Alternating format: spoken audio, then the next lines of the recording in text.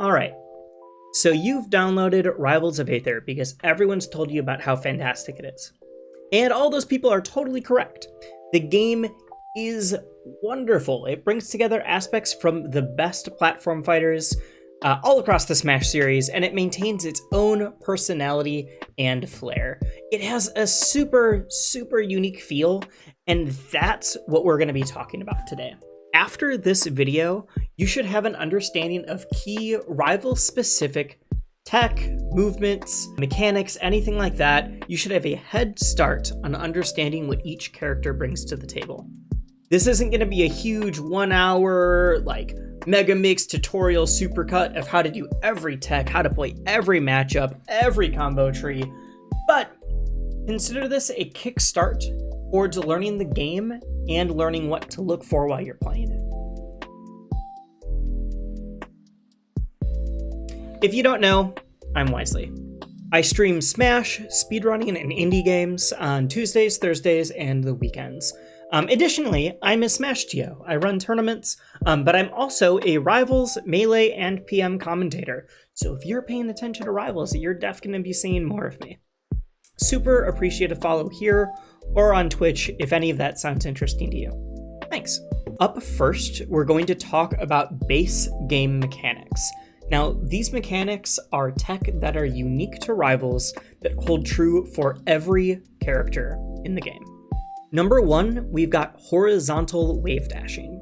Now, wave dashing is a movement tech from Melee, PM, a few other games have taken it too, where you can air dodge into a stage or platform, and then you slide on the stage. Unlike those games, you don't need to hold your analog stick at an angle. You can hold it perfectly horizontally, and you'll still be able to wave dash in Waveland. That's how you can get your max distance wave dashes. It also means you're not going to have any of those situations where you think you got it and you accidentally air dodge above the stage. It's a little bit more lenient on button timing as well, which means that if you've ever been worried about learning some of this advanced tech, you will be able to be zooming around the stage in no time with not as much practice as a lot of the games. It'll get you right to the movement, not towards the grinding tech skill. The second big thing to note is that there are no universal grabs. There's not a dedicated grab button in this game. There are a few command grabs, but nothing across the entire cast. And then this is paired with there's no shields. So movement and spacing is at the forefront of this game because a lot of your ordinary defensive options are weaker or non-existent. And number three, speaking of no shields, instead of shielding, we have parries. If you parry a move, it puts your opponent into a period of parry stun.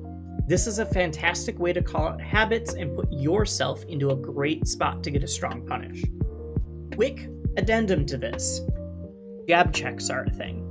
Now, a jab check is if you used your first jab, or jab 1, and someone parries it, you can still move or attack as normal. Use this to bait parries and see how your opponent reacts to them.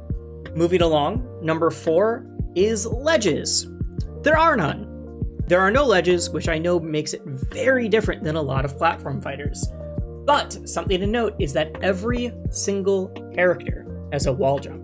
And if you wall jump, you can refresh your up B, which means you can up B into the stage, wall jump, and then up B again. This makes off-stage play way more important to edge guarding than most other platform fighters.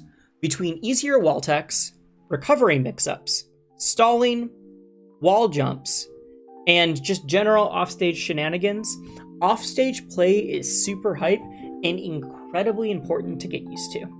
Number 5 is hit falling. So if you're familiar with fast falling in any of the Smash titles, fast falling is where you can move down quicker at the apex of your jump. You can do that in Rivals, but there's another tech that's very similar called hit falling. So for hit falling, anytime you are in hit lag, which is a situation where you have hit your opponent and the game freezes you for a second to really showcase the power of the move. That moment where you're frozen, you can start fast falling at any time then. And this means you can chain together crazy combos with a lot of characters. Every single character uses hit falling, definitely something to get used to pretty quickly. And number 6, the final tech. It's not really a tech, it's actually the absence of a tech. There is no mashing in this game. Rivals is designed to not be intensive on your hands. There's nothing in this game that should do any like crazy APM, other than if you just want to move fast or attack fast. For example, if you're stuck in Edelis's ice, or in Rano's bubble, or in a character's command grab, or anything like that, just hold the direction that you want to go. Mashing will not get you out faster. SDI is an automatic input instead of one where you have to tap. Tapping won't do anything, again, just hold in that direction. Alright, now that we've gone over some of the global tech in the game, we're going to talk about elemental synergy and stage control. Every single character in Rivals has the ability to change or control the stage in some way. For non-guest characters, this is almost always based on their elements, hence the title Rivals of Aether. It's like the thing. And even the guest characters have a very similar thing, it's just not going to be tied to air or water or anything like that. Not only do these provide a bespoke mechanical way to control the stage or the flow of the game, but every character's element also provides synergy with their other moves. We're going to run through each character's quick so that you'll know what to expect as you're getting into the game. Flaren is Catmarth. Big sword with some unique mechanics that we're going to get to in a second. Does have a 50-50 command grab. I know I mentioned that there are a few in the game. Her down special is a counter that creates a field that negates all projectiles. This is what we're talking about stage control. No projectiles can move in or out of it. Her sword's tipper hitbox, or the sweet spot, has a stun mechanic. That's true for every single sword strike that she has. If you hit your opponent with it, it'll lock them in place for a second. And that means that you have entirely new follow-ups and combos based on if you're hitting tippers or not. Sometimes you want to get a sweet spot, sometimes you don't. That's up to you, and it's really cool to see Clarence explore with all of that. Forsburn. Forsburn is a literal cloak and dagger. The dagger only has a small disjoint. You're not going to play Fors like a traditional smash swordy. The side B makes a clone that always runs towards the opponent. Clones go away in one hit, and if you push down B, the clone will explode in a little puff. You can also choose which clone is, or which Fors is the clone and which one is real by holding left or right for the side B. The direction you push will always be the real one.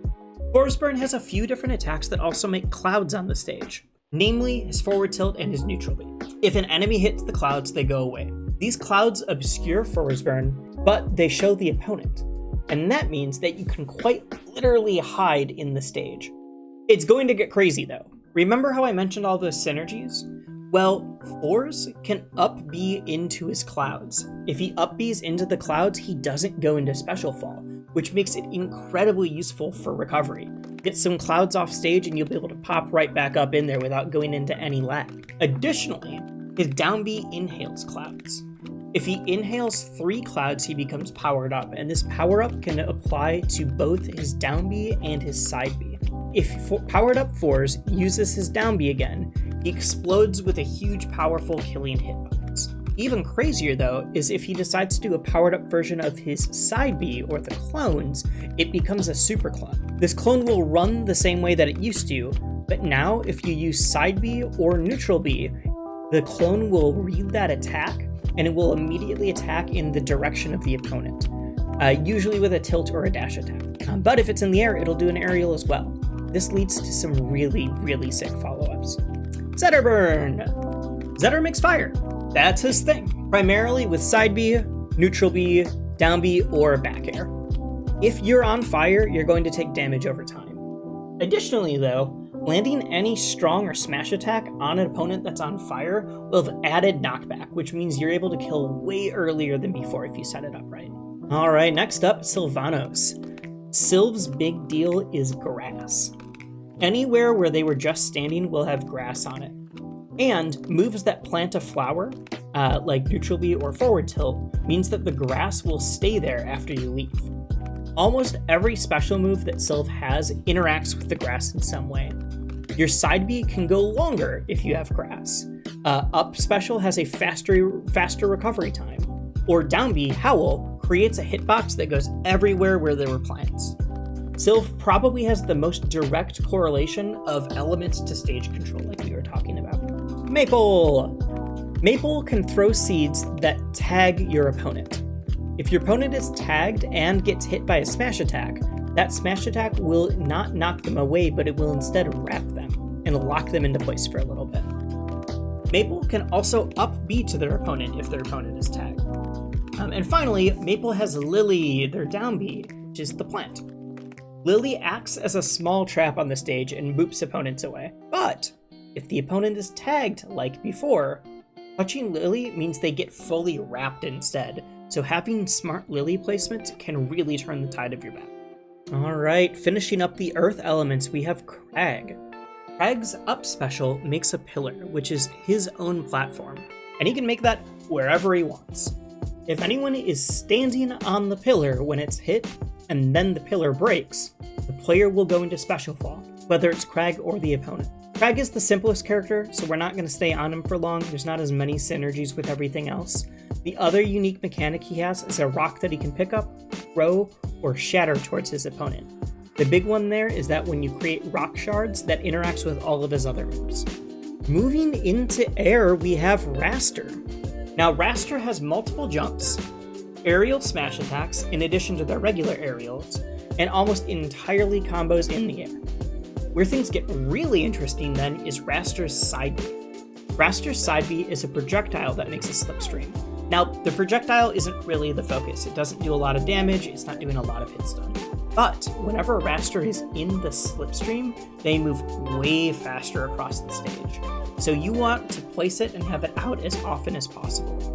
In fact, often Rasters will do a little short hop before throwing it, and that way whether they're standing or in their hop animation, it continues giving them that speed boost.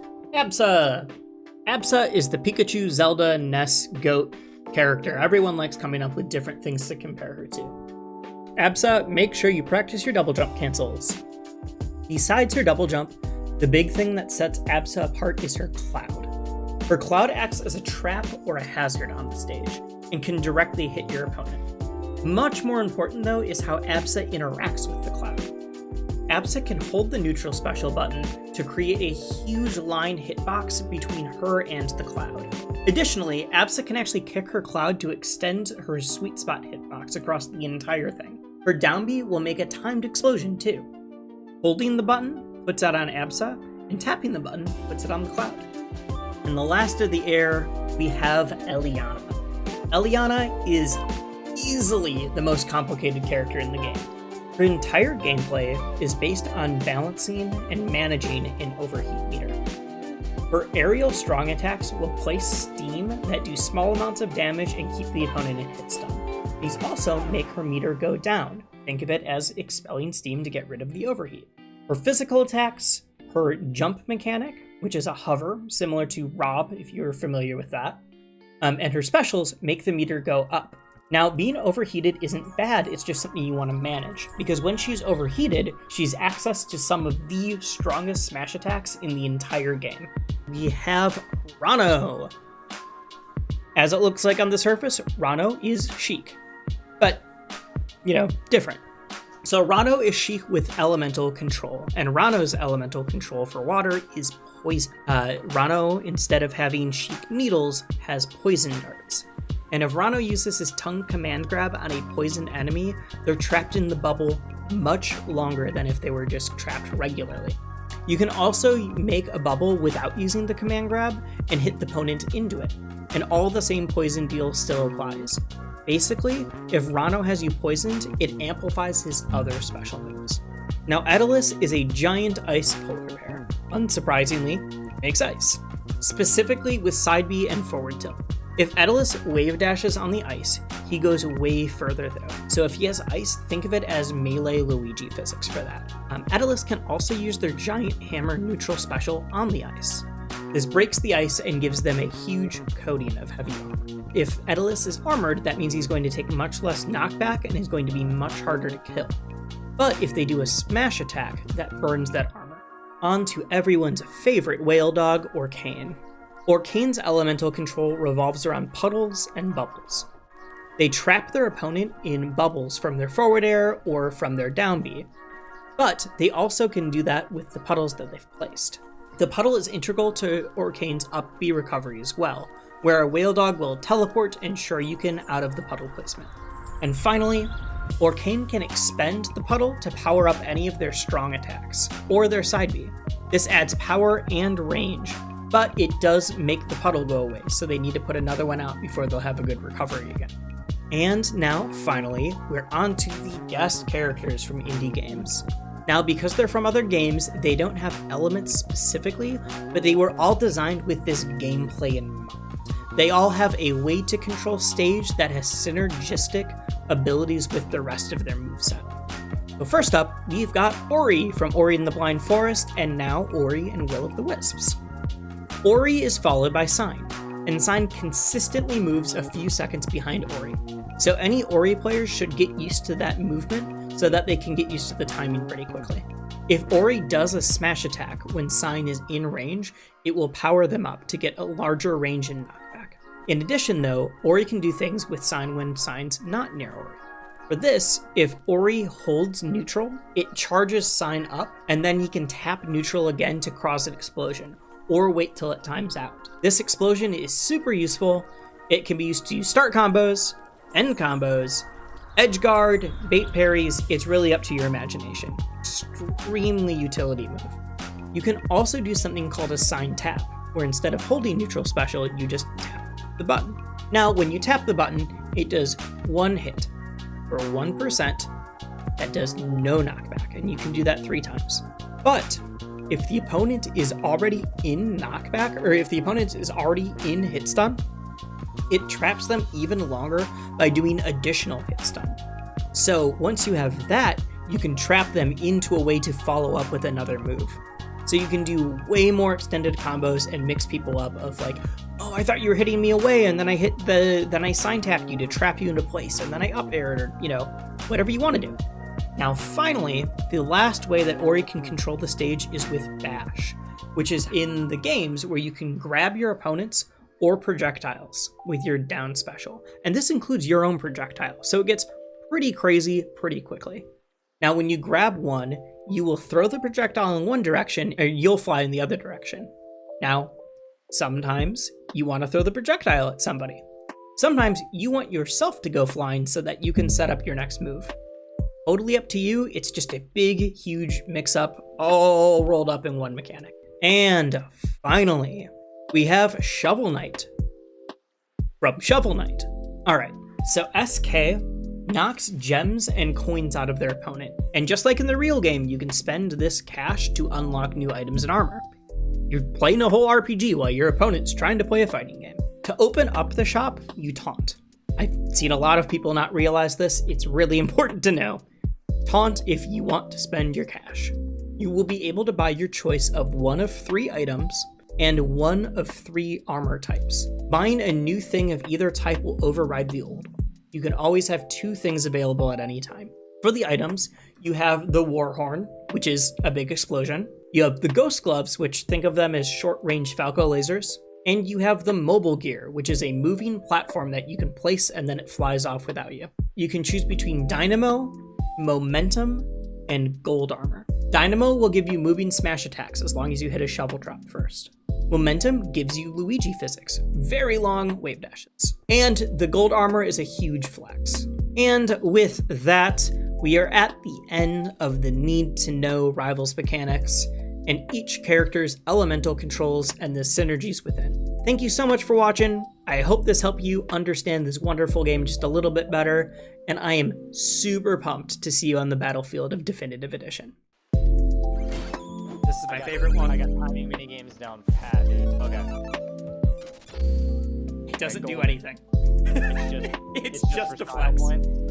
It's just a flex to say I got all that money and it doesn't do anything. I'm just flexing, bro.